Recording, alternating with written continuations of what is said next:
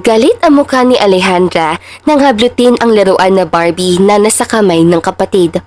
Ano ba, Alejandra? Palagi mo nang kinukuha mga gamit ko. Bigay ni Daddy sa akin yan. Bakas sa maamong mukha ni Hana ang labis sa inis. Akin ang Barbie, Hana! Wala kang pagmamay-ari sa bahay nito! Dahil sampid ka lang! Salubong ang kiling na tugon ni Alejandra, siya kanilagpasan si Hana. Wala namang nagawa ang batang babae dahil 11 anyos pa lang siya. Disk, impokrita. Katulong lang naman ang nanay. Pahabol na bulong pa ni Alejandra bago tuluyang umalis. Naiwan naman si Hana na nakakuyom ang mga kamao. Nakaramdam siya ng inis sa stepsister niyang masama ang ugali.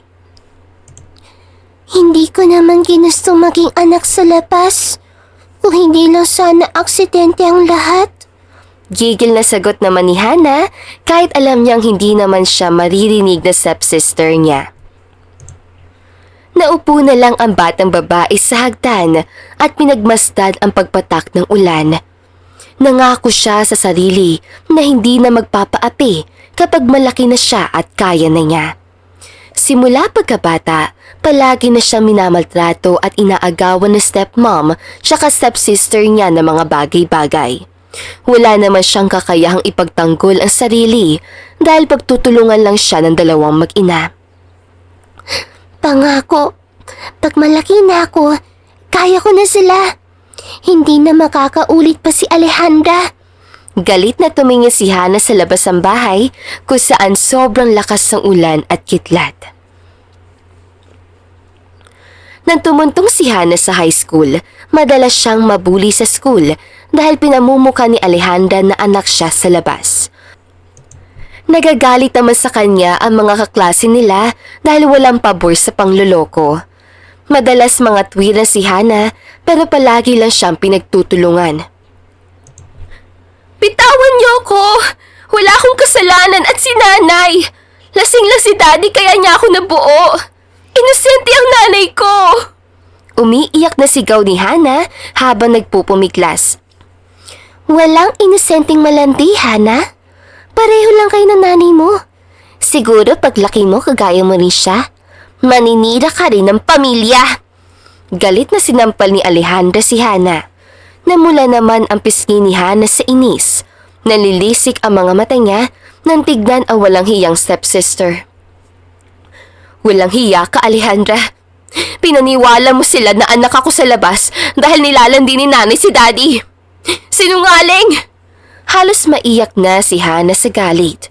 Pinagtawanan naman siya ni Alejandra at binuhusan ng tubig. Bakit? Pareho pa rin naman yun. Kaibahan lang, masama ang nanay mo sa kwento ko. Mapang-asar na tugon ni Alejandra. Walang hiya ka! Galit na sigaw ni Hana. Tinadyakan pa siya ni Alejandra bago siya hayaang bitawan ng mga alipores ng babae. Umalis sila Alejandra pagkatapos at naiwan si Hana na umiiyak sa sobrang sama ng loob. Hindi naman siya nagpatinag at sinabunutan si Alejandra na mapag-isa sila sa classroom ng hapon na iyon. Walang awang iwinasiwas ni Hana ang buhok ni Alejandra at inuntog ang ulo ng stepsister sa pader. Ito ang kabayaran sa ginawa mo sa akin kanina. Akala mo hindi kita babawian? Magkakamatayin tayo, Alejandra. Pag namisikal ka pa. Galit na sigaw ni Hana. Bitawan mo ako, Hana! Isusumbong kita kay Mommy at Daddy! Isumbong mo! Diyan ka naman magaling. Pero sa tingin mo ba maniniwala sila na kaya kitang saktan? Tumawa na parang demonyo si Hana, tsaka iniwanan si Alejandra na umiiyak. Labis ang galit na nararamdaman ng dalaga sa kapatid.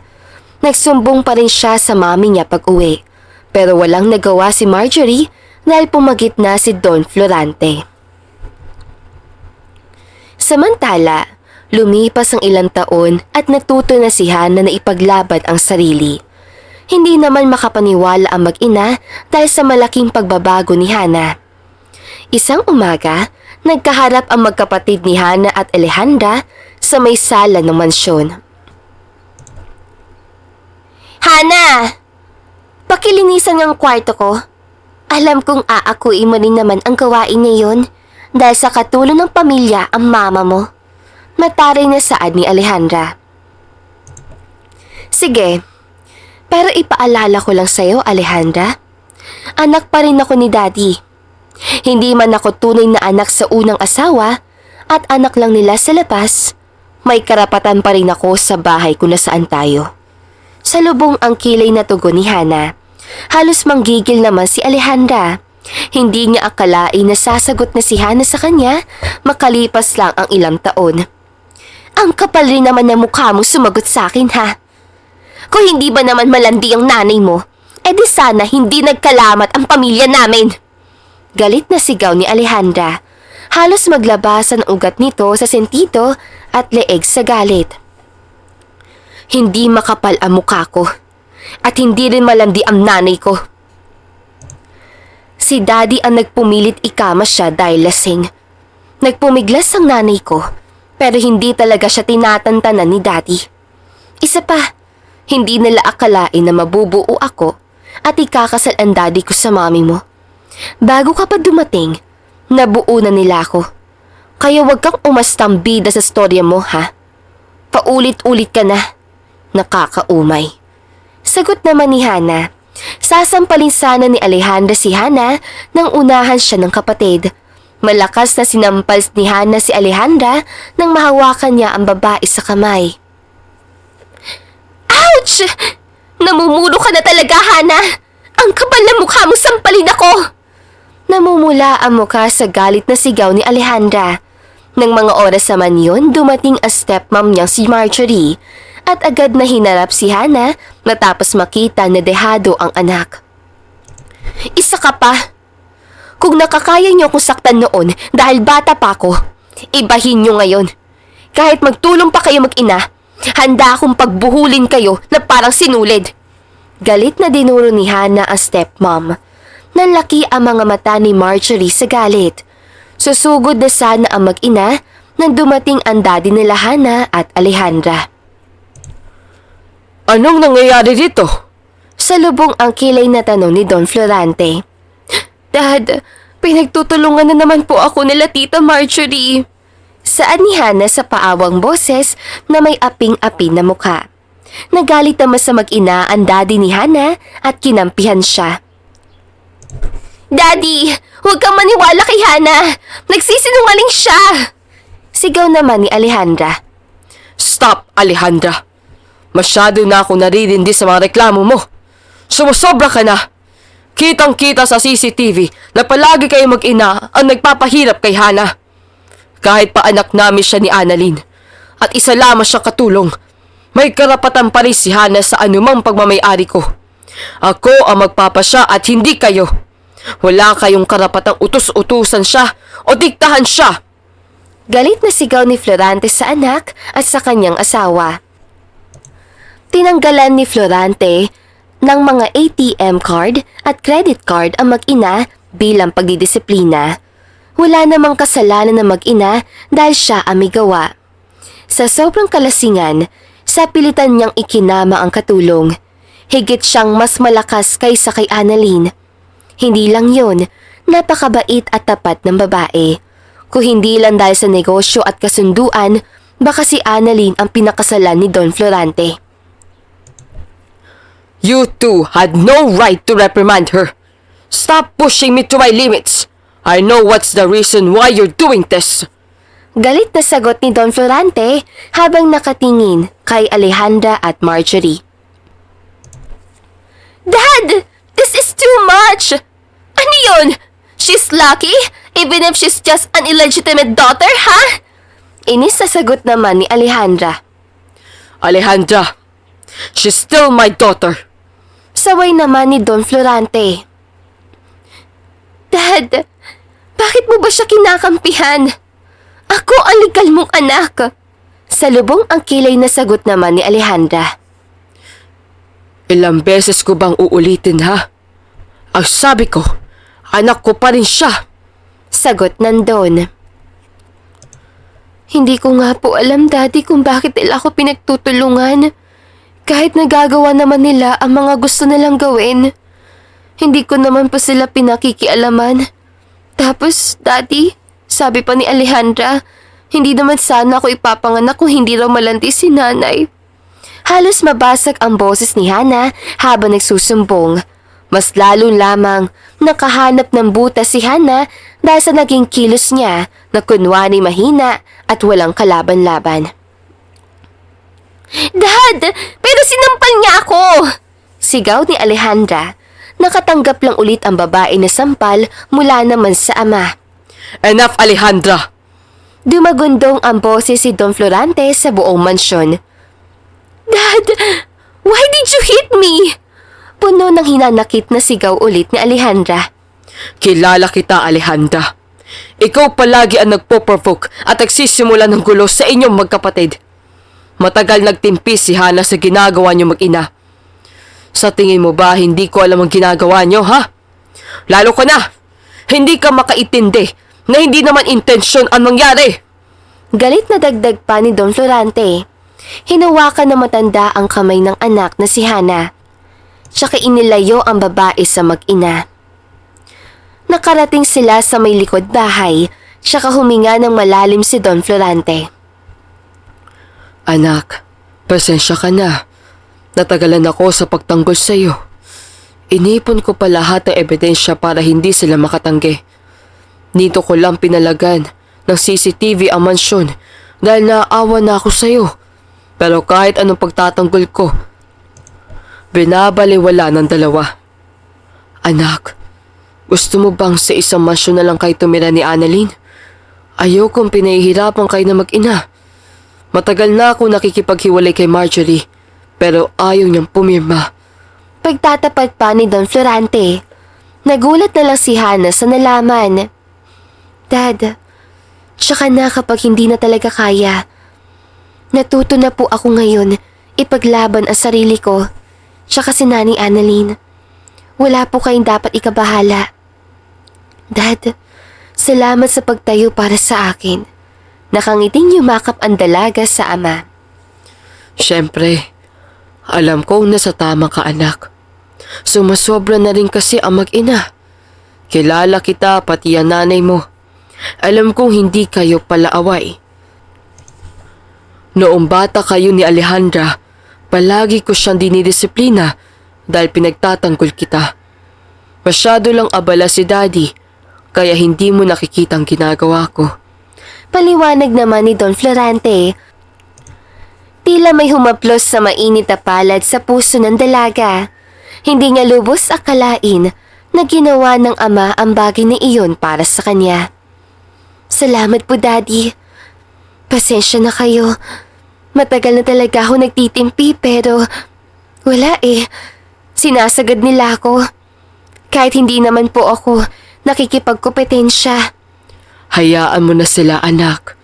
Mag-focus ka lang sa ginagawa mo at pamamahala ng ilan sa negosyo ng pamilya. Akong bahala sa'yo. Sagot naman ni Don Florante. Marahan tumango si Hana at umalis silang dalawa sa likod ng mansyon. Samantala, makalipas ang ilang buwan, nagpasya na si Hana ipakilala ang nobyo. Magkasama sila sa park para mag-date. Ipapakilala na kita sa pamilya ko. Total, matagal na rin naman tayo magkarelasyon. Alam kong gusto mo na rin talaga silang makilala, Briggs. Nakangiting saad ni Hana. Ngumiti naman si Briggs na matagal na niyang nobyo sa edad na 25. Hindi pa rin nag-aasawa ang dalaga dahil may nais pa siyang patunayan. Alam niya sa sarili niya na hindi pabor sa kanya ang kanyang madrasta at stepsister. Anak lang kasi sa labas ang dalaga at ang kanyang inang si Annalyn naman ang siyang katulong ng pamilya. Nang bandang hapon, sumama si Briggs sa mansyon ng pamilya ni Hana. Bahay niyo to? Mayaman ka pala, Hana? Bakas sa mukha ni Briggs ang labi sa pagkamangha. Hindi, yung daddy ko lang. Anak ako sa labas. Bago ikasal si Dad sa stepmom ko, naikama ni Daddy ang nanay ko. Paliwanag ni Hana. Nakaramdam naman ng pagkailang si Briggs. Hayaan mo na yun, Hana. Hindi ba nakakahiya na handito ako? Nag-aalangan na tanong ni Prix sa nobya. Umiling naman si Hana. Hindi, Prix. Ayos nga lang eh. Diyan ka muna. Tatawagin ko lang si Daddy. Hintayin mo na lang ako rito. Nakangiting paalam ni Hana. Tumango naman si Prix. Sige, Hana. Bilisan mo, ha? Nakakahiya kasi. Okay, Prix. Tinalikuran na ni Hana ang nobyo tsaka umakyat sa hagdan para tawagin ng ama. Samantala, lumapit naman si Alejandra kay Prix at nagpakilala. Hi! Ako nga pala si Alejandra, stepsister ni Hana. Briggs ang pangalan ko. Boyfriend niya. Sagot naman ni Prix. Naiilang ang binata pero wala naman siyang lakas ng loob na itaboy ang babae. Ngayon ka lang niya pinakilala? Kung ako si Hana, baka bago pa lang tayo. Napakilala na kita. Gaano na ba kayo katagal? Tanong ni Alejandra habang lumalapit pa kay Prix. Panay ang angat ng babae ng short at baba na sando para akitin ang lalaki. Panay naman ang iwas si Prix. Oo, ayos lang naman. Mahalaga naman. Ipakilala niya na ako. Tugon ni Prix na hindi tumitingin kay Alejandra. Naiilang ka pa sa akin? Huwag ka mailang. Mapang-akit na lumapit si Alejandra kay Prix. Noong una pa naiiwas pa si Prix hanggang sa nakwento ni Alejandra na anak sa labas si Hana. Medyo nawala ng kaunting respeto si Prix kay Hana sa nalaman. Iniba na lang ni Prix ang kwentuhan at napatawa. Sakto namang baba nila Hana at ang daddy niya, naabutan niya si Alejandra na kinakausap si Prix.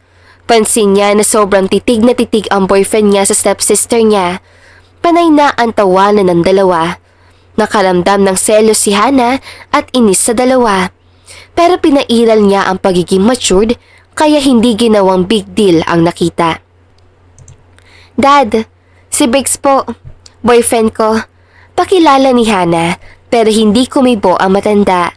Alam niyang hindi marunong makontento ang napiling boyfriend ng kanyang anak. Magandang araw po, Don Florante. Briggs po ang pangalan ko. Anak ni Jack at Esther. Pakilala ni Prix pero napahiya lang ang lalaki nang si Hanang kausapin ng Don. Talagang pinapakita ni Don Florante na ayaw niya sa lalaki dahil nakita niya ang kakaibang titig na nobyo ni Hana sa stepsister niyang si Alejandra. Okay, anak. Hayain mo ang boyfriend mong kumain at sabayan tayo. Maghahapunan na rin. Sagot naman ng kanyang daddy. Hindi man lang pinagtuunan ng pansin ni Don Florante ang bisita. Pakiramdam tuloy ni Prix, hindi siya tanggap. Sige po, Dad. Tugon ni Hana, tsaka sumunod sa ama. Niyakag niya naman si Prix, pero nagpahuli ang lalaki dahil naiinis. Sige lang, Hana. Dito lang ako sa likod niyo. Walang ganang tugon ni Prix. Tumango na lang si Hana at hindi na kinulit ang nobyo. Samantala, bumuntot naman si Alejandra sa nobyo ni Hana. Huwag mong intindihin si Daddy. Ganyan talaga yan. Biglang sabi ni Alejandra. Masyadong nagpapaganda ng imahe ang babae para ungusan ang kapatid. Alejandra, layuan mo ang boyfriend ko. Mariin na utos si Hana. Nangunot naman ang noo ni Prix sa narinig. Bakit mo pinalala yung kapatid mo, Hana? Ayaw mo bang makaklose ko siya? Tanong ni Prix, bakas sa mukha ng binata na sinasadya niyang inisin ang nobya. Hindi naman. Hindi ko lang nasabi sa iyo na sila ng nanay niya ang nagpahirap sa aming mag-ina. Sagot ni Hana, pero hindi siya inintindi ni Prix. Labas ako sa anumang gusto't meron ng pamilya mo at away niyong magkapatid. Gusto ko lang sila makasundo. Para naman yung sa atin, Hana. Sagot ni Prix.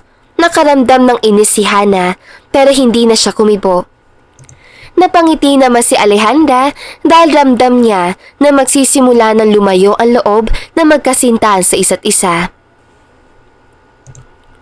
Makalipas ang ilang minuto, nakarating sila sa kusina para kumain.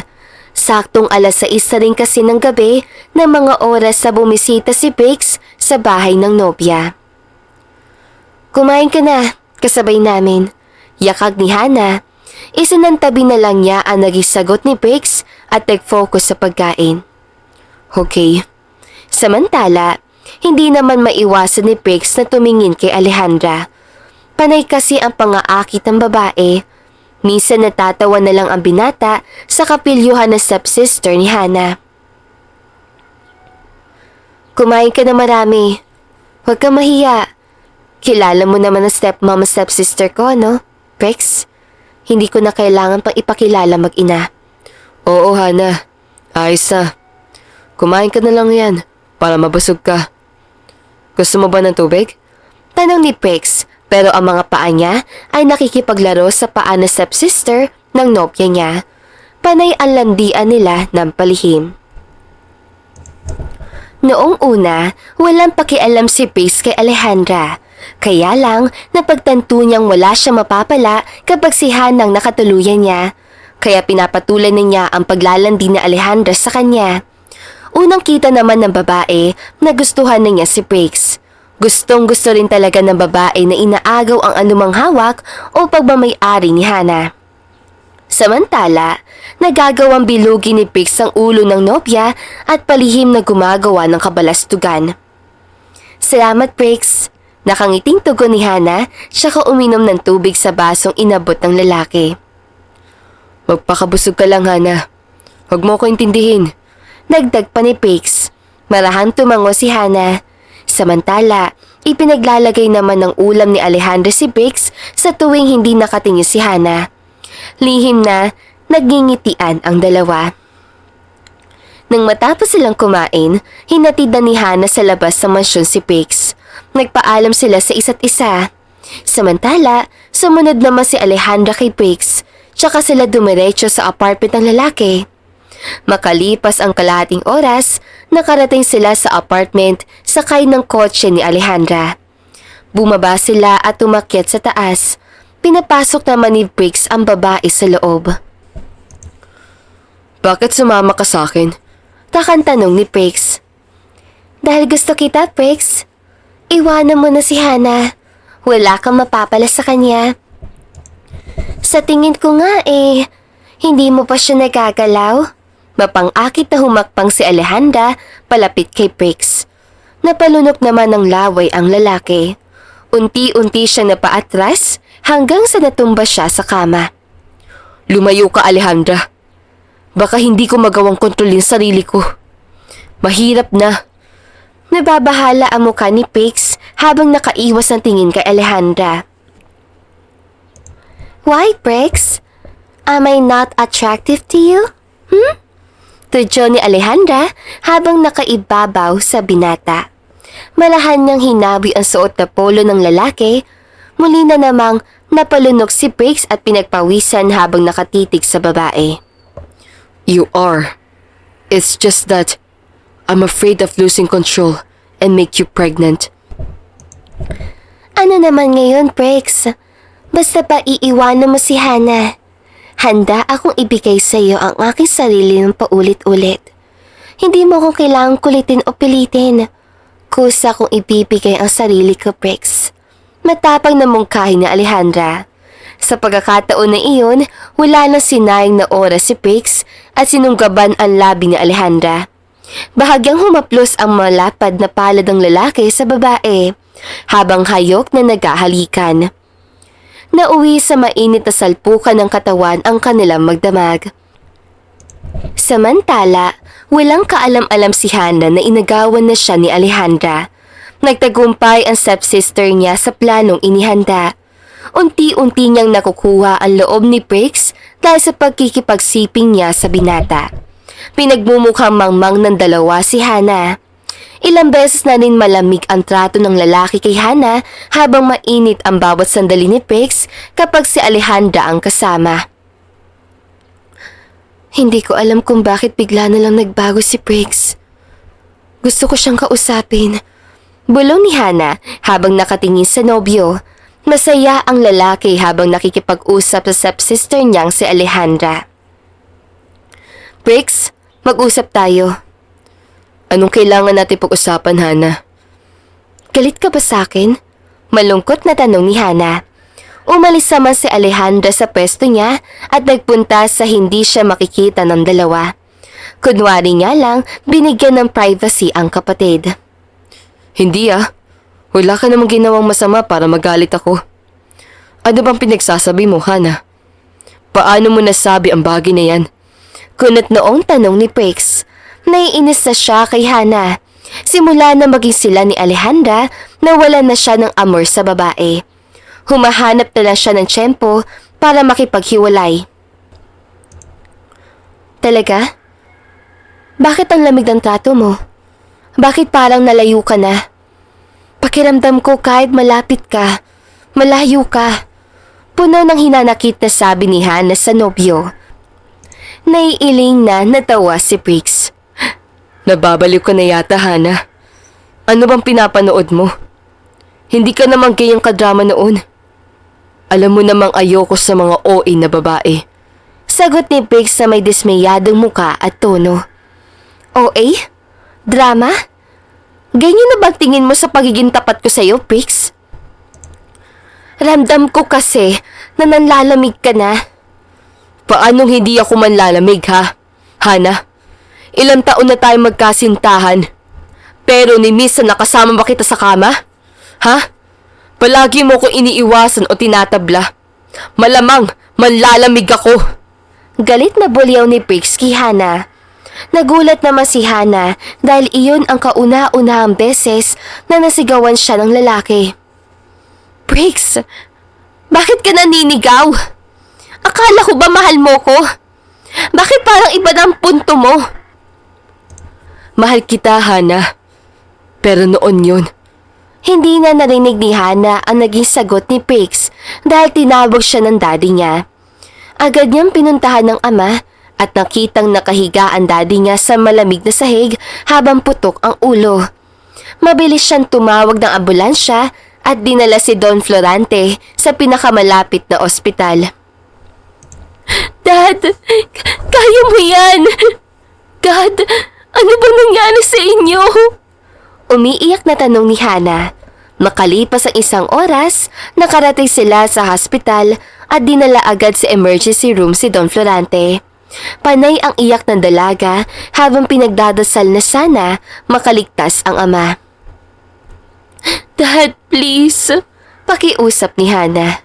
Hanggang matapos ang operasyon, hindi akalain ni Hana na makukoma ang ama. Nang mahulog sa hagdan dahil na comatose, hindi niya alam kung sino ang may gawa. Bakas sa mukha ni Hana ang puot dahil alam niyang hindi aksidente ang lahat. Nanatili si Hana sa ospital para bantayan ng kanyang daddy. Kasama niya si Annalyn na kanyang ina. Hindi naman dumadalaw ang stepsister niya at stepmom na si Marjorie. Lumipas ang ilang buwan na sobrang focus ni Hana sa pagbabantay sa ama. Samantala, nagkamabutihan sila Briggs at Alejandra. Nalaman ng dalawa na buntis na ang babae. Namagpa siyang umuwi saglit si Hana para kunin ng ibang gamit na abutan niyang magkapatong ang dalawa. Briggs? Alejandra? Hindi makapaniwalang sigaw ni Hana. Tila may sumaksak sa kanyang puso nang makita ang dalawang nagtatalik sa kwarto niya pa mismo. Hana? Anong ginagawa mo dito? Hindi ba sa ospital ka? Gulat na tanong ni Briggs. Mabilis samang hinila ni Alejandra ang kumot at itinabing sa kanyang katawan. Galit na sumugod si Hana kay Alejandra at pinagsasampal ang babae. Tinadyakan niya rin sa tiyan si Alejandra kaya mabilis sa pumagitna si Briggs. Mga walang hiya kayo! Sinasabi ko na nga ba eh! Kakaibang tinginan ninyo at closeness nyo! Sigaw ni Hana. Galit naman siyang itinulak ni Briggs. Stop it, Hana. We're done. I don't like you anymore. Ang kapal na mukha mo makipaghiwalay sa akin, Briggs. Isa ka lang namang loser! Sagot ni Hana. Tsaka susugurin ulit si Briggs dahil sumusobra na ang babae. Ahas ka talaga, Alejandra! Salot! Sigaw ni Hana, tsaka sisipain sana ulit si Alejandra nang saluhin ni Briggs ang sipa. Tama na sabi eh. Buntis si Alejandra. Huwag mong idamay ang anak namin, Hana. Sigaw ni Briggs, lalo namang nadurog si Hana sa kanyang narinig. Kadiri kayo! Galit niyang tinalikuran ang dalawa. Mabuti na lang hindi pa tayo kasal! Anya, tsaka tuluyang umalis. Naiwan naman sila Briggs at Alejandra na inaalo ang isa't isa. Kinuha ni Hana ang gamit, tsaka bumalik sa ospital para magbantay sa ama. Samantala, makalipas ang 3 araw, bumisita si Marjorie sa ospital, hindi para sa kanyang asawa, kundi para sabihin ang kailangang gawin ni Hana. Tinawag ni Marjorie si Hana at lumingon ang dalaga. Marjorie, anong ginagawa mo rito? Himala at iisipan mong dalawin si Daddy, gayong ikaw ang asawa niya. Matapang na hinarap ni Hana ang stepmom. Hinawakan naman ni Annalyn ang kamay ng anak para awatin. Sinabi ni Marjorie na kailangan pakasalan ni Hana si Lancaster, ang lumpong fiancé ni Alejandra, bilang kapalit ng kanyang stepsister. Ininsulto pa ni Marjorie si Hana at sinabing para may ambag naman sa pamilya ang kagaya ni Hana. Hindi porket nagpapuntis si Alejandra sa ex-boyfriend kong bungol, aakuin ko na ang responsibilidad niya. Ano kayo? Sinuswerte? Ako ang magdudusa at ikakasal sa bilyonaryong yun. Hindi ako papayag. Aalagaan ko si Daddy. Gagaling siya. Pagmamatigas pa ni Hana, pero binlockmail siya ni Marjorie at sinabing kapag hindi siya nakipagkaisa sa kanila, mawawala lahat ng ari-arian ng daddy niya, pati kumpanya. Dahil malulugi, lalo pa at comatose ang daddy niya. Walang hiya ka talaga, Marjorie! Galit niyang sigaw. Walang nagawa si Hana kundi pumayag at nakiusap sa kanyang nanay na bantayan ng ama. Ibinigay ni Hana ang ATM at sinabi kung saan nakatago ang mga ipon niya para may panggastos ang ina habang nagbabantay sa kanyang daddy. Nay, mag-iingat ka po. Huwag mong hayaang apihin ka nila. Ikaw nang bahala kay Daddy ha. Tatawagan ko na lang kayo minsan. Matatag ang boses sa sabi ni Hana. Naiiyak na tumango naman si Aling Annalyn. Umalis ng ospital si Hana na may mabigat na pakiramdam at katawan. Hindi lingid sa kanilang kaalaman na narinig lahat ni Don Florante ang kanilang pinag-usapan. Bahagyang kumalaw ang kamay na matanda. Gustuhin man tumutol Landon pero wala siya magawa kundi lumuha. Nangako siya sa sarili na sa oras na magising at muling maigalaw ang katawan, pagbabayarin niya si Marjorie sa panunulak sa kanya matapos niyang sabihin na nais niya makipaghiwalay. Bibisitahin kita kapag pinayagan ako ni Lancaster, Daddy. Patawad. Bulong ni Hana bago tuluyang umalis sa ospital. Hinatid siya ng mga tauhan ni Marjorie sa mansyon ni Lancaster at sumalubong sa kanya ang malaki at napakagandang mansyon ng binata. Saan ako tutuloy? Tanong ni Hana na makapasok sa mansyon. Inihatid naman siya ng mga tauhan sa guest room bilang panauhin. Pumasok sa loob si Hana at inayos ang gamit. Maya-maya pa may pumasok sa loob ng kwarto. Nakasakay sa wheelchair ang binata. Sigurado ka bang pakakasalan mo ko? Tanong agad ni Lancaster. Napalingon naman sa kanya si Hana. Hindi lubos akalain ng dalaga na sobrang gwapo ni Lancaster.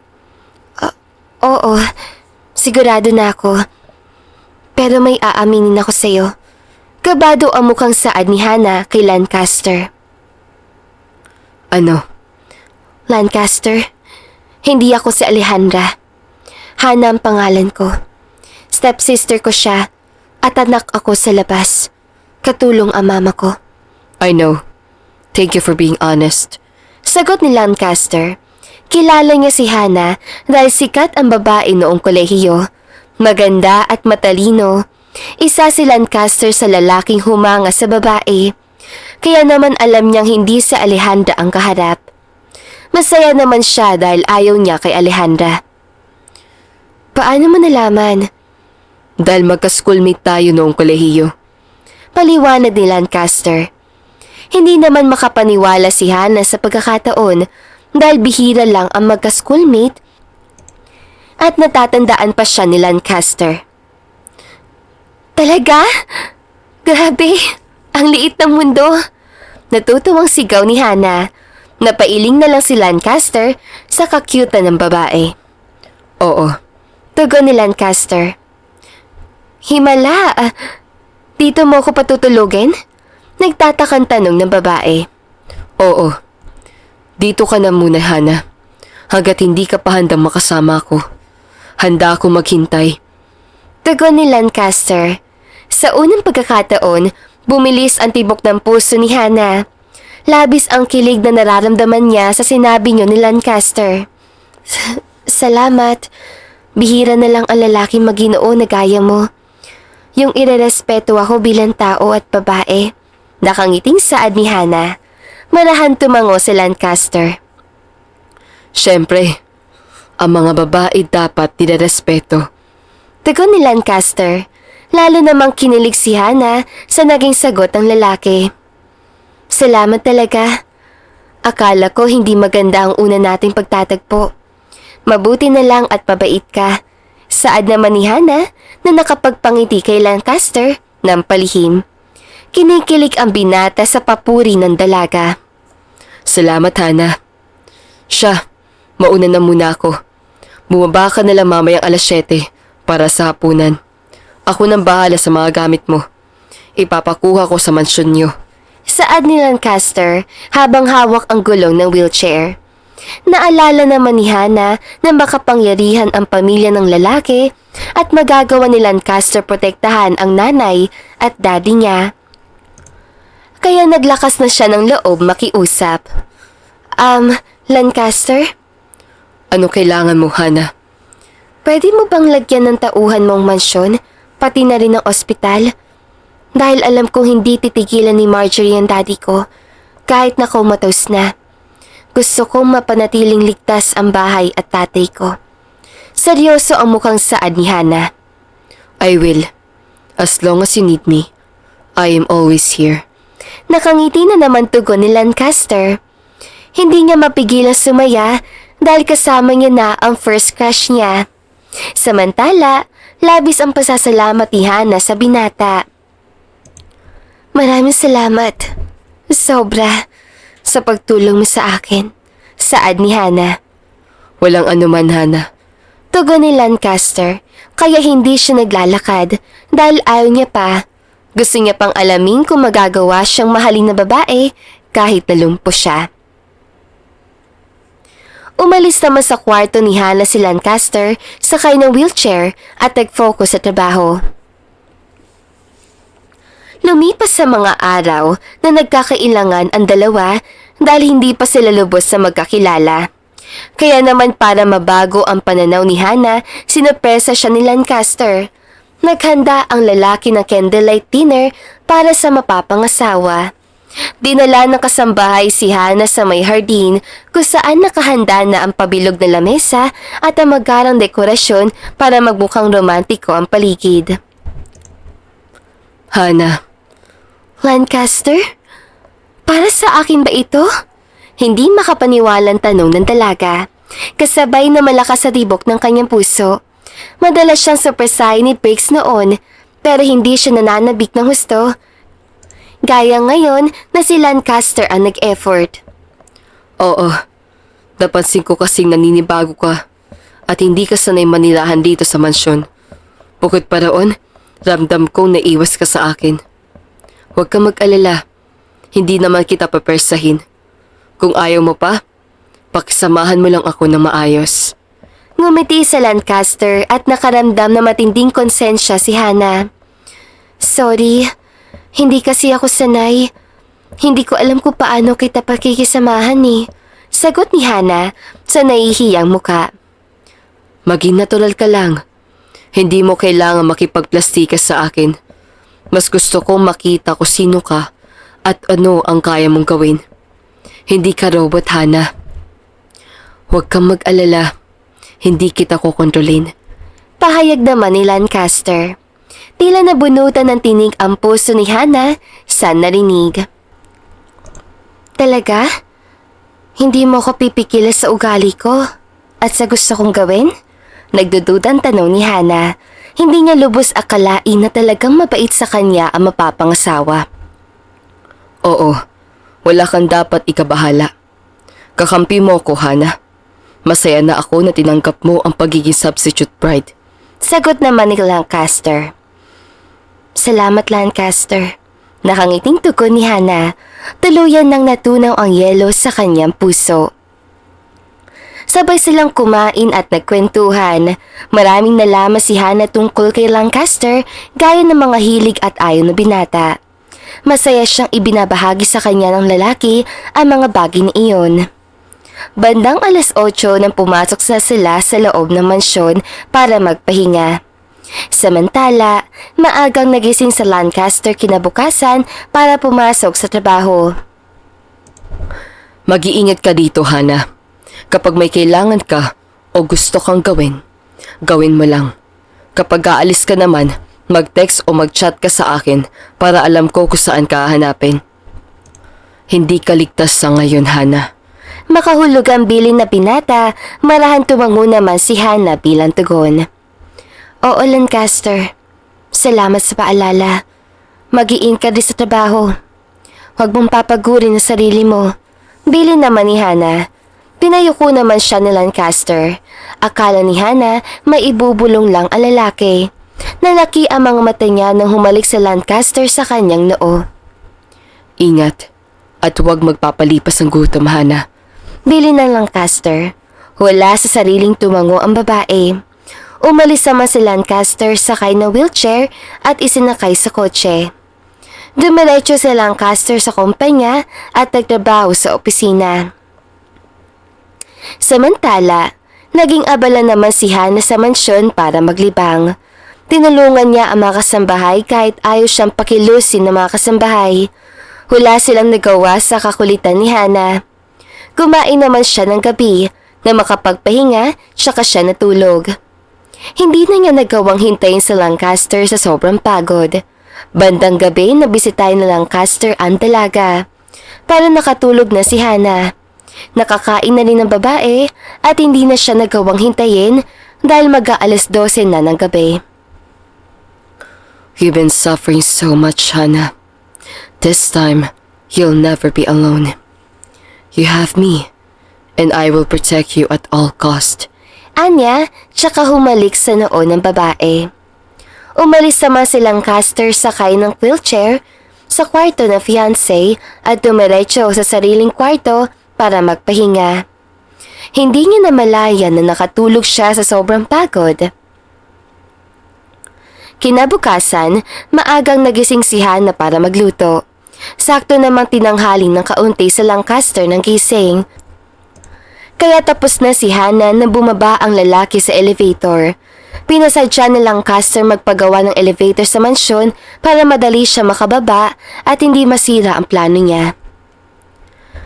Mabuti naman at nagising ka na, Lancaster. Luto ng pagkain. Gusto ko lang magpasalamat sa lahat na nagawa mo sa akin. Nakausap ko na si nanay at ayos na raw sila ni daddy. Nakabantay palagi ang mga tauhan mo, pati na rin sa mismong ospital. Nakangiting saad ni Hana. Gaya na pangako ko sa'yo, hindi kita bibiguin, Hana. Salamat na marami. Halika na, kumain na tayo. Masarap kumain kapag mainit pang kanin. Nakangiting inalalayo ni Hana ang lalaki. Napangiti na lang si Lancaster. Kumain ka na marami.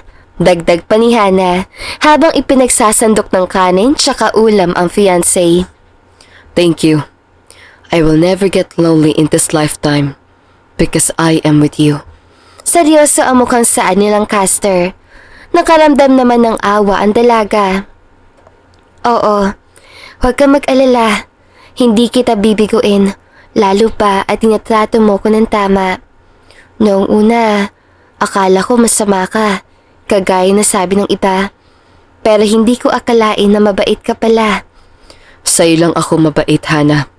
Kapag pangit ang trato sa akin ng iba, binabalik ko sa kanila ng triple.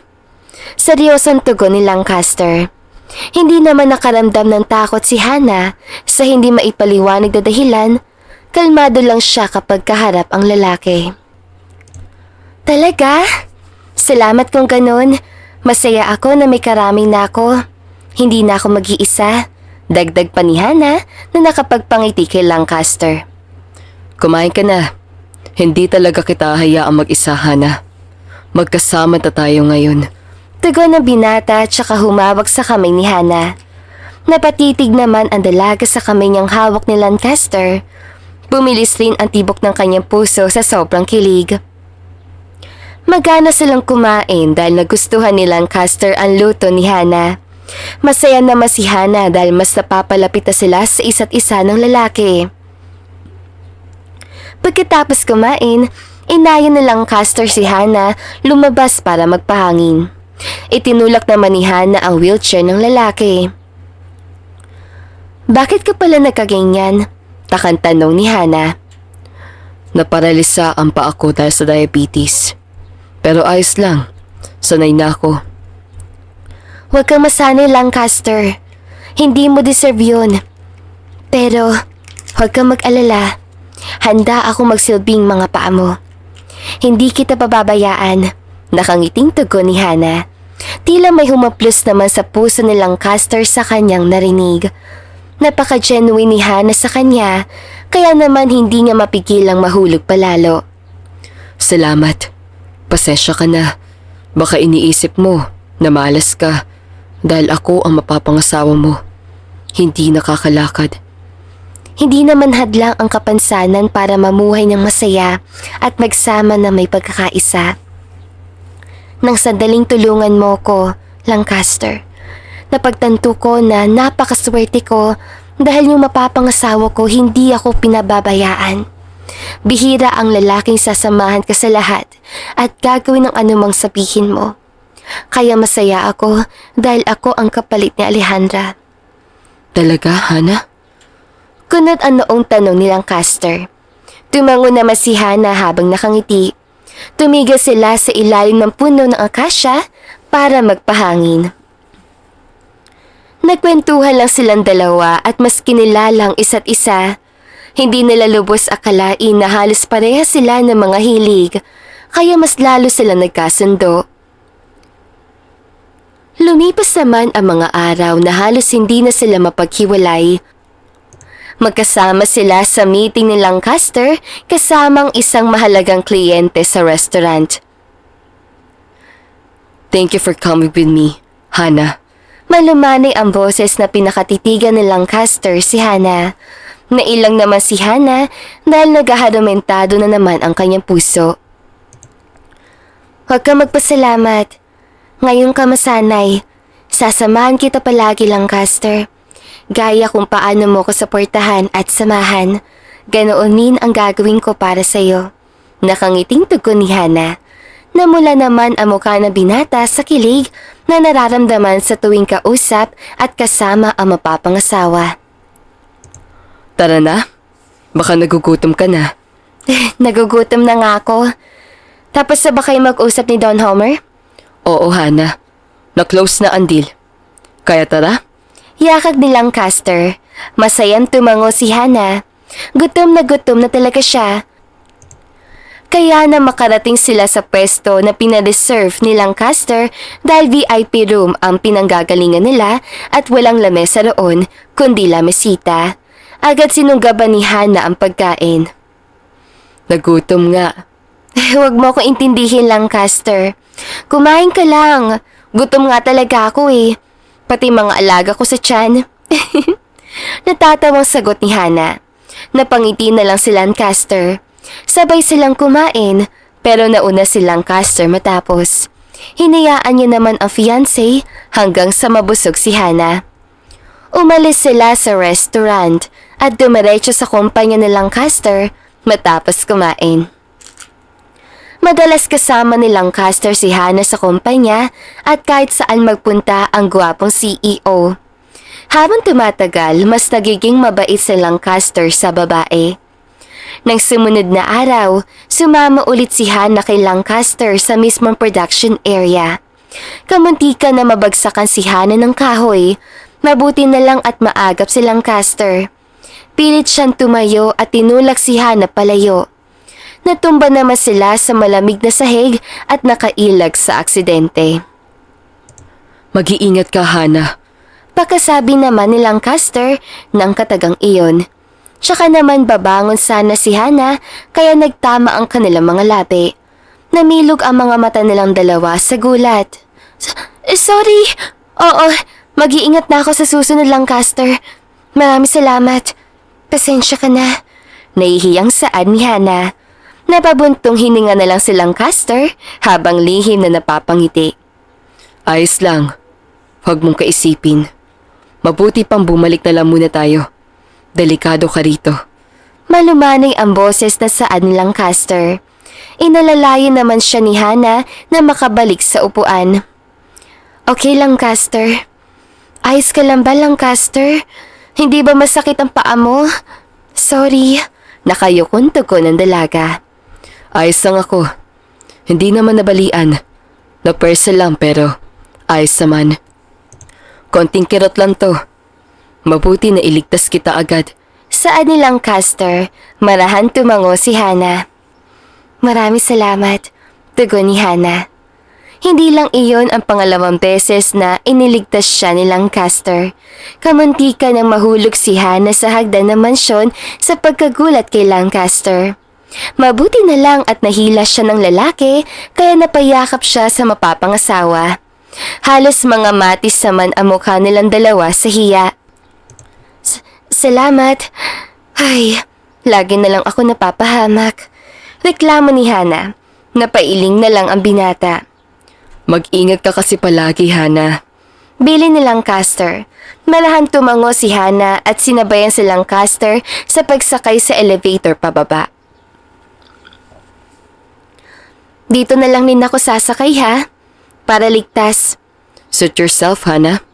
You're my future wife. No need to ask me about this. Tugon ng lalaki. Nag-iwas naman ng tingin si Hannah habang lihim na napapangiti.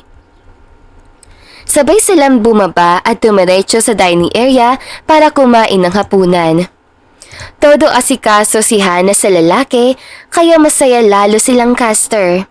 Taimtim na nananalangin ang lalaki na sana makita na ni Hannah ang effort niya at lihim na pagtingin. Isang umaga, naabutan ni Lancaster si Hannah na nagtatanim sa hardin. You got bored? Tanong ni Lancaster na makalapit. Oo walang magawa dito. Naboboring nga ako. Sagot ni Hannah na makita si Lancaster. Gawin mo lang kung anong gusto mong gawin. Walang pipigil sa'yo. Basta hindi maapektuhan ang nalalapit nating kasal. Ayos lang naman sa akin maghintay, Lancaster. Alam kong abala ka pa sa trabaho. Gusto ko rin muna mag-move on. Sagot ni Hannah. Napigilan naman si Lancaster. Muli niyang naalala na galing sa nasirang relasyon si Hannah. Okay. Salamat. Sagot ni Lancaster. Na mag-summer, niyaya ni Lancaster si Hannah mag-beach. Hannah, gusto mo ba sumama magdagat? Tanong ni Lancaster habang nalapit kay Hannah. Ayos lang ba? Oo naman. Huwag mo kong alalahanin, Hannah. Malakas ako. Nakangiting tugon ni Lancaster. Nanabik namang yumakap si Hannah sa binata, kaya naman natulala si Lancaster at kinilig. Thank you! You're pampering me. Nakangiting saad ni Hannah. Napangiti naman si Lancaster. Dahil deserve mo yan, Hannah. Sagot naman ni Lancaster. Naghandaan naman sila ng kanilang mga gamit patungo sa Laya, Batangas. May private resort si Lancaster sa lugar ni iyon, kaya bumiyahe sila sakay ng kotse. Si Mang Julius ang driver, kaya nagagawang sumandal ni Lancaster sa balikat ni Hannah para matulog. Halos mga matisaman ang mukha ni Hana. Pagdating sa laya, makalipas ang ilang oras sa biyahe, nagpahinga na lang muna sila. Hindi kita masasama sa tabing dagat, Hana. Hanggang dito lang ako sa pool. Sagot ni Lancaster. Makakasama ka. Magpapatulong ako sa staff. Kaya nga ako nandito para samahan ka eh. Hindi ikaw para samahan ako. Nakangiting sagot ni Hana. Napangiti naman ng babae ang lalaki. Kaya na makapagpahinga at pagkatapos kumain, dumiretso sila sa tabing dagat. Pinagmasdan naman ni Lancaster si Hana na masayang nagtatampisaw sa tubig dagat. Tumatalon minsan si Hana para iwasan ng alon, kaya natatawa si Lancaster kapag nababasa lalo ang babae. Nakakarami ka na ng inom sa tubig, Hana. Katatawa mo. Kaya nga Lancaster eh, ang alat pa. Baliw. Ang saya talaga sa dagat. Ang sarap yakapin ng kalayaan. Nakangiting saan ni Hana. Napangiti naman si Lancaster dahil masaya siya para sa babae. Masaya ako nagugustuhan mo rito, Hana. Maraming salamat Lancaster. Sana nakakalakad ka para masamahan mo pa ako. Kaya nga, Hana. Malay mo, balang araw. Pampalubag loob ni Lancaster. Dalawa lang silang nag-e-enjoy sa tabing dagat bago sila magpasyang bumalik sa loob ng resort para maligo. Nailang naman si Hana nang siya ang magpaligo kay Lancaster. Hindi niya magawang titigan ang binata dahil walang saplot si Lancaster. Kaya ko na magsabon at mag-shower. Huwag kang mabahala. Okay. Natatawa naman si Lancaster dahil nakikyutan sa dalaga. Talagang napaka-inosente. Bulaw ni Lancaster. Matapos magbanlaw ng binata, lumabas na sila ni Hana. Binihisan muna ni Hana si Lancaster at halos mamula ang mukha ng dalaga sa hiya. Inagaw naman ng lalaki ang damit. Magbanlaw ka na, Hana. Ayos lang ako. Baka magkasipon ka pa niyan. Nag-aalalang saan ni Lancaster. Okay, thank you. Mabilis ako maripas ang takbo si Hana papunta sa banyo at halos madapa na ang babae.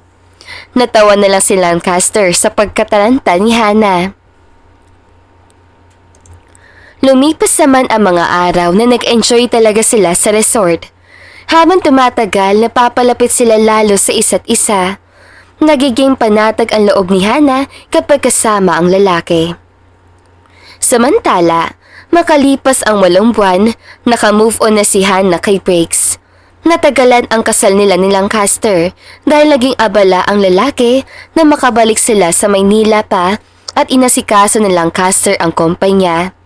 Hindi naman siya pinabayaan ni Hana hanggang sa dumating ang araw ng kanilang kasal. Labis ang kaba at saya ni Hana dahil matutupad na ang pangarap niyang makasal. Nay, salamat sa pagpunta. Sana lang ayos ang si Daddy, pero malaki ang tiwala ko sa tauhan ni Lancaster. Hindi nila pababayaan si Daddy. Saad ni Hana na sinang-ayunan ng ginang. Magaan ang pakiramdam ni Hana habang naglalakad sa harap ng altar. Sobrang ganda ng dekorasyon ng simbahan at may maganda pang musikang pangkasal. Sabay silang humarap sa pari ni Lancaster at nangako sa isa't isa. Humawak naman ang lalaki sa kamay na mapapangasawa at sabay silang tumitig sa isa't isa. Naroon ang pagkakaunawaan ng kanilang mga puso. Ako, si Lancaster Fuller. Handang pakasala si Hana bilang aking asawa sa hirap man o ginhawa.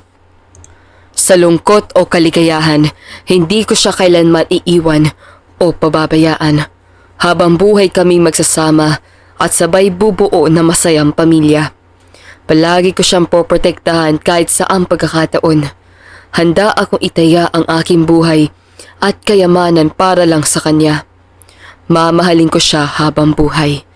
Seryoso at buong pagmamahal na saan ni Lancaster habang nakatitig kay Hana. Kasabay na malakas sa tibok ng kanilang mga puso ang kanilang pag-iisa sa harap ng altar. Ako, si Hana So. Tinatanggap ko si Lancaster Fuller bilang aking asawa. Sa hirap man o ginhawa, sa lungkot man o kaligayahan. Hindi ko siya tatalikuran. Kahit anong sakuna pa ang dumating, mananatili ako sa tabi niya. Handang maging mga paa niya sa bawat oras. Kaibigan at kasangga. Sabay kaming bubuo ng sariling pamilya at mamumuhay ng masaya. Ibabalik ko ang bawat sakripisyo at pagmamahal niya ng triple kahit sa kabilang buhay. Nakangiting tugon ni Hana.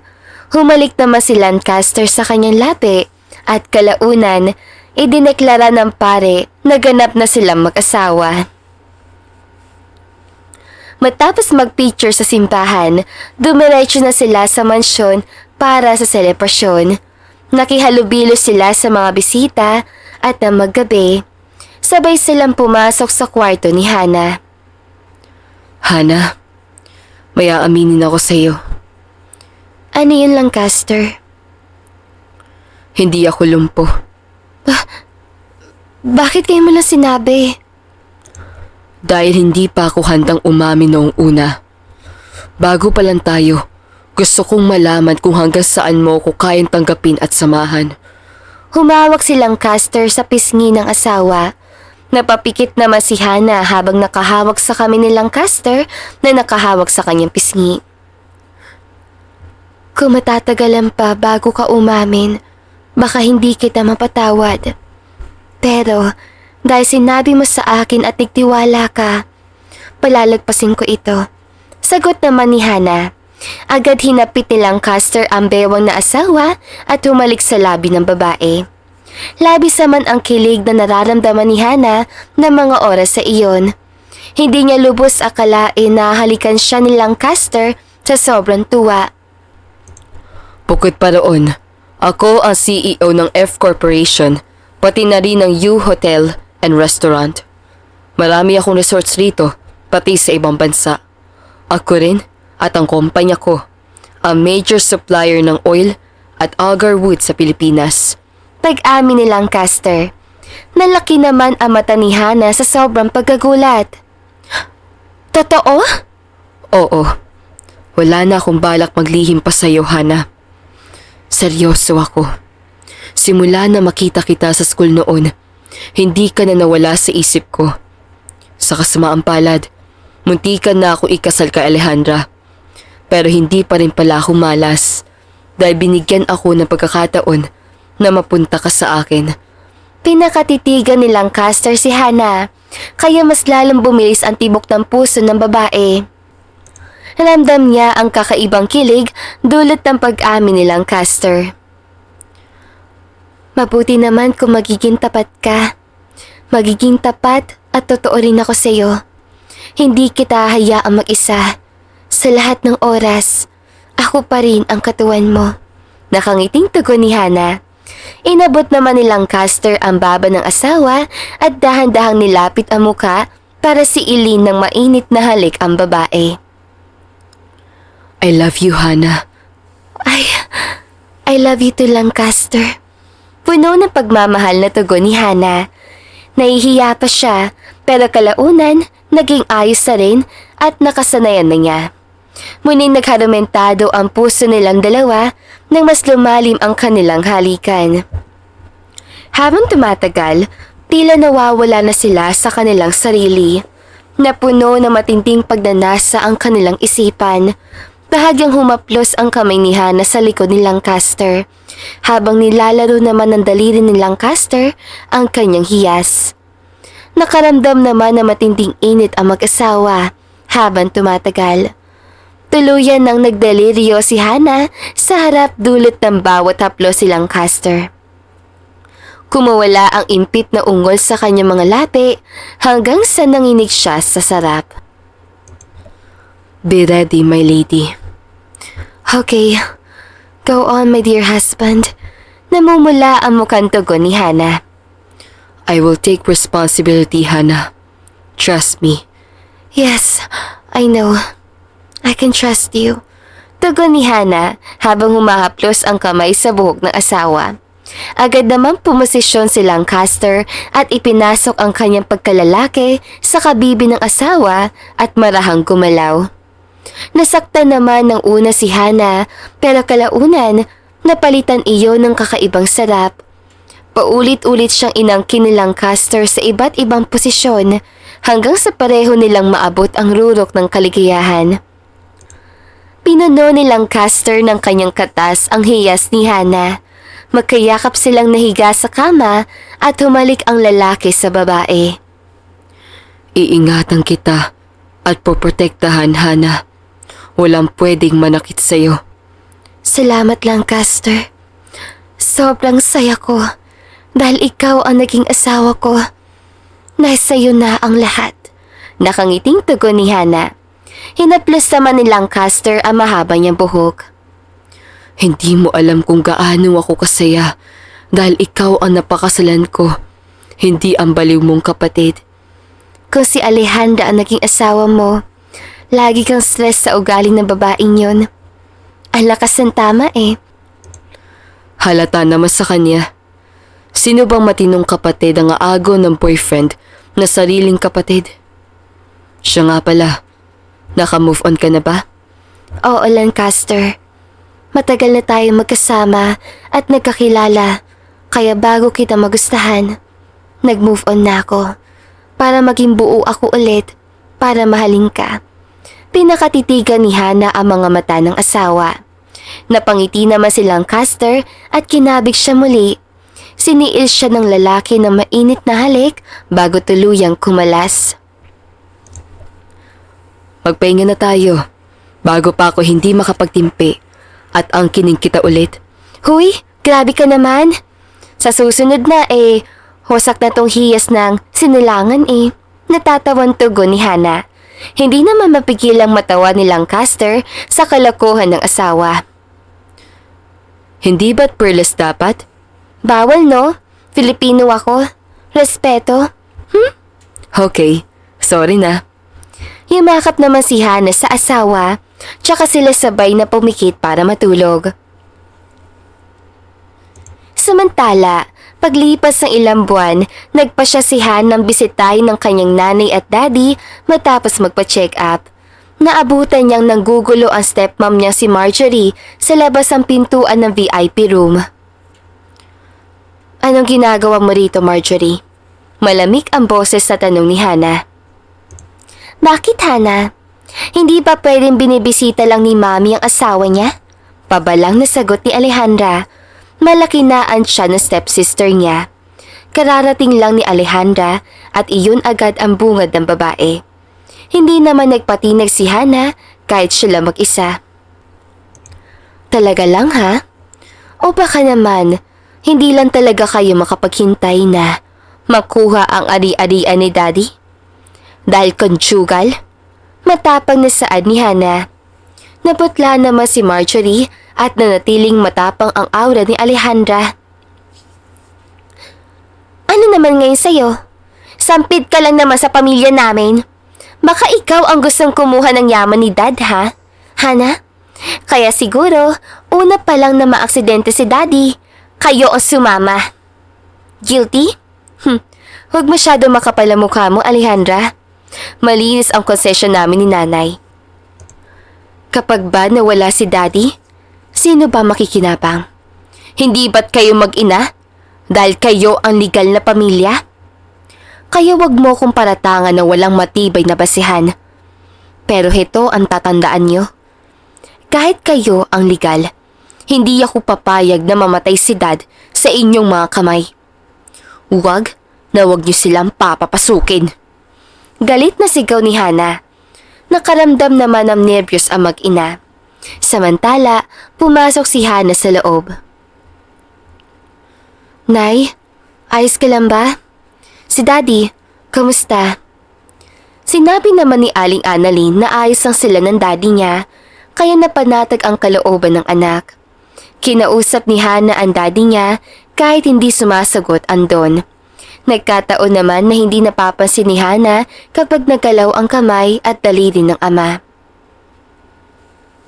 Lumipas sa mga araw na ayaw tumigil ni Marjorie at Alejandra. Hanggang sa maghanda ang mag-ina ng press conference para sa sapilitang transfer ng kumpanya sa pangalan ni Marjorie at Alejandra. Balak pagpartehan ng mag-ina ang ari-arian ng daddy ni Hana. Kaya sinabi yun ni Hana sa kanyang ama. Dad, nag-announce ang mag-ina sa press conference. Gumising ka na. Wala akong laban sa kanila dahil anak lang ako sa labas. Hindi ko kayang protektahan ng kumpanya mo. Bulong ni Hana sa daddy niya. Sa loob ng halos 2 taon, nagawang imulat ang dahan-dahan ni Don Florante ang mga mata. Natuwa naman si Hana. Hana? Daddy! Gising ka na! Halos maiyak si Hana habang nakatitig sa ama. Humawak naman ang daddy niya sa pisngi niya at tumingin sa kanyang nanay. Inabutan naman siya ni Hana ng tubig. Napahinga naman ng malalim si Don Florante bago magsalita. Halos mangilid ang luha ng matanda. Salamat sa ilang taon niyang paglaban para sa akin. Kayo ang naging lakas ko para lumaban. Babawiin ko ang kumpanya. Pati na rin ang lahat ng pagmamay-ari ko sa mag-ina. Nahihirapang saad ni Don Florante. Opo, Daddy. Susuportahan po namin kayo ni Mommy at ni Lancaster. Dad, kasal na ako sa kanya. Alam ko, anak. Nakapikit lang ako, pero gising ang diwa ko. Naririnig ko kayong lahat, kaya huwag kang mag-alala. Alam ko ang nangyayari. Tugon ni Don Florante. Mabuti naman po, Dad. Siya nga pala, anak. Pumunta ka sa mansyon at kunin mo ang record ng CCTV sa tinago kong CCTV camera. Nakalagay iyon sa likod ng malaking painting. Pruweba natin yun para sampahan ng kaso si Marjorie. Itunulak niya ako sa hagdan matapos niya akong lasunin. Nilagyan niya ng laso ng inumin ko. Kaya ako nahilo habang nasa hagdan. Galit na sigaw ni Don Florante. Pinahanda niya din ang annulment papers para kay Marjorie. Sinunod naman yun ni Hana sa tulong ni Lancaster.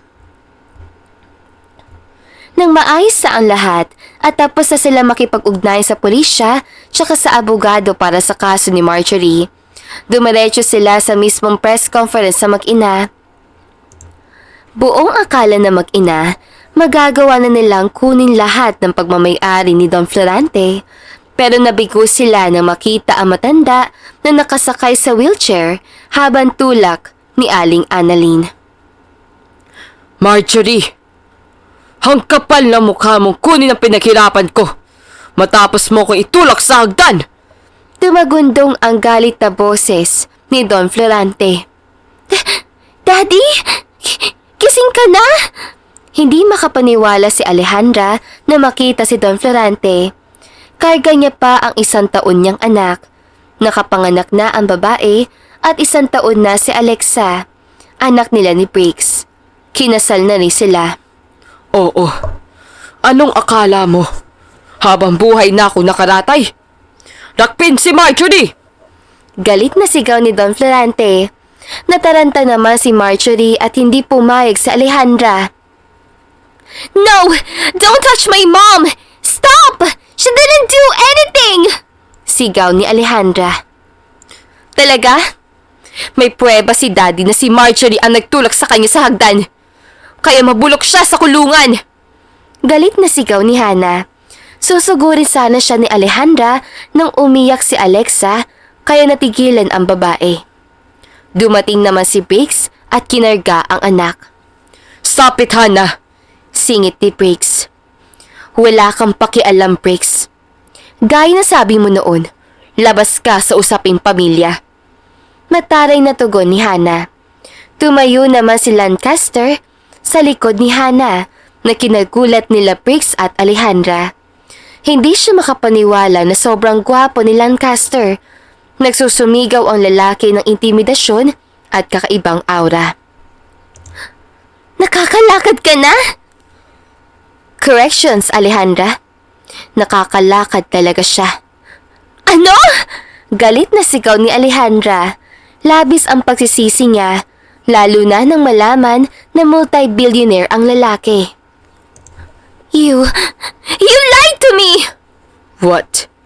If I didn't lie, you'll be the one I am marrying, Alejandra. In your dreams. Malamig ang tingin na sagot ni Lancaster. Napahiya naman si Alejandra at nainis si Briggs, kaya umalis ang lalaki kasamang anak. Sumunod naman si Alejandra. Dinampot ng mga pulis si Marjorie at halos mabaliw na ang babae. Dinala siya sa kulungan at tinanggap ang kanyang patong-patong na kaso. Inilahad kasi ni Lancaster ang mga nakalap niyang impormasyon laban sa mag-ina. Pati si Alejandra ay hindi nakaligtas at nakulong. Anyone who hurt, you will pay the price. 10 times below the ground.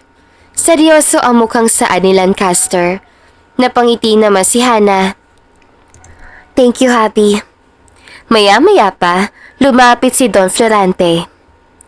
Hannah, anak, pinirmahan na ni Marjorie ang annulment papers. Nasaya ako para sa iyo, Dad. Nakalaya ka na sa toxic na relasyon. Nakangiting yumakap si Hannah sa ama. Kaya nga anak, siya nga pala, sa'yo ko ipapamana ang lahat ng ari-arian ko. Alam mo naman, matanda na ang daddy mo. Ayoko, Daddy. Kung pamamana mo sa akin, sa magiging apo mo na lang. Sagot ni Hannah. Nanlaki ang mga mata ni Don Florante at Lancaster. Huwag mong sabihin na. Oo, buntis na ako. Magiging ama ka na. Kambal na lalaki ang anak natin, Lancaster. Nakangiting sagot ni Hannah. Labis naman ang tuwa ng lalaki at ni Don Florante. Congratulations, anak. Humawak naman si Hannah sa tiyan niya. Lumuhod naman si Lancaster at humalik sa tiyan ng asawa. Napangiti na lang si Hannah habang pinagmamasdan ang masayang mukha ni Lancaster. Tara na, umuwi. Ipagdiwang natin yan. Masayang saad ni Don Florante. Marahan tumango ang mag-asawa. Umuwi sila sa mansyon at umorder na masasarap na pagkain. Ipinagdiwang nila ang pagdadalang tao ni Hannah. Nang gabing yun, muling nag-isa ang katawan nila ni Lancaster. Habang tumatagal, nagiinit lalo ang katawan ni Hannah, dulot na rin na pagbubuntis. Maingat siyang inangkin ni Lancaster sa iba't ibang posisyon. Muli namang pinuno ng lalaki ang perlas ng asawa bago sila tuluyang matulog. Mahal na mahal kita, Hannah. Kahit anong mangyari, palagi mo yan tatandaan. Oo naman, mahal na mahal kita, Lancaster. Pati ang magiging anak natin. Nakangiting tugon ng babae. Niyakap naman siya lalo ni Lancaster at hinalikan sa noo bago marahang pumikit. Kinabukasan, maaga silang nagising para magpa-check up ulit. Palagi sinasamahan ng lalaki ang asawa. Todo asikaso sila kay Hannah. Umuwi naman mula sa ibang bansa ang mga magulang ni Lancaster dahil sa magandang balita ng anak. Matagal nang gusto ng mga magulang ni Lancaster na magkaapo, kaya ipinagdiwang ulit nila ang pagkakaroon ng kambal na apo.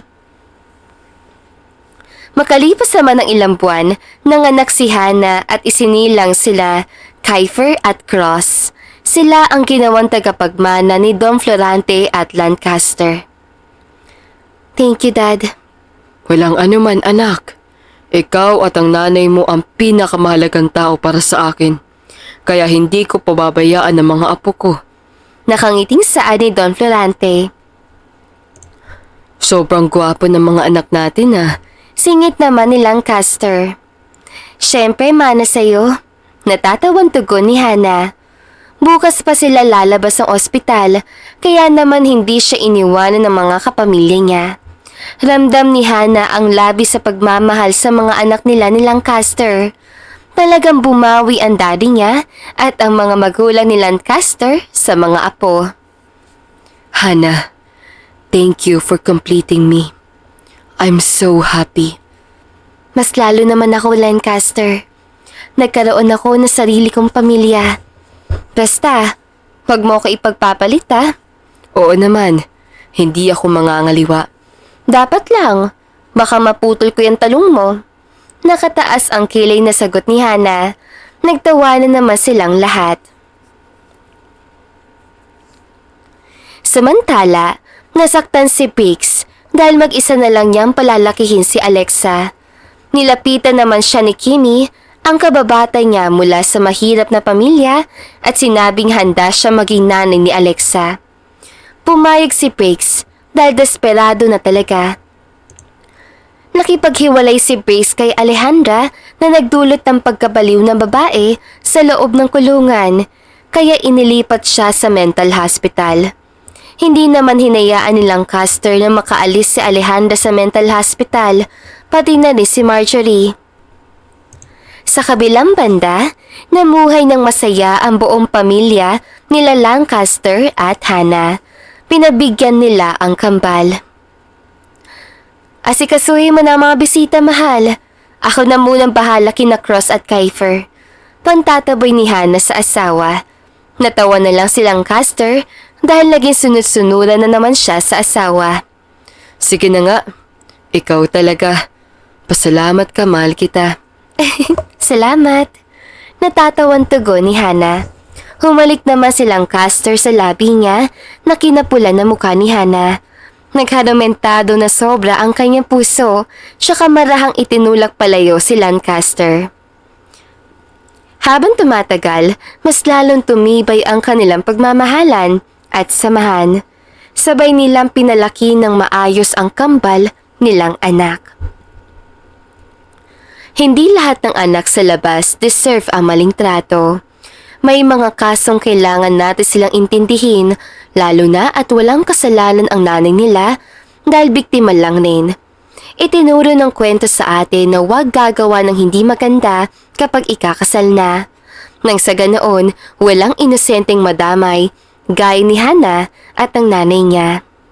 Minsan, kung sino pa yung anak sa labas, sila pa yung tunay na nagmamalasakit sa magulang. Palagi natin pahalagahan ang ating mga magulang dahil hindi natin alam kung hanggang kailan lang ang buhay nila.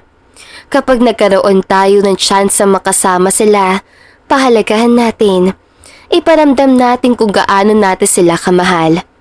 Bukod pa roon sa usapang relasyon, huwag makikiapid. Hindi porket anak siya sa labas, ibabalik mo na ang sakit. Dahil lahat ng masama ay pinarurusahan at nakakarma. Sa mga taong sawi, huwag kayong mag-alala.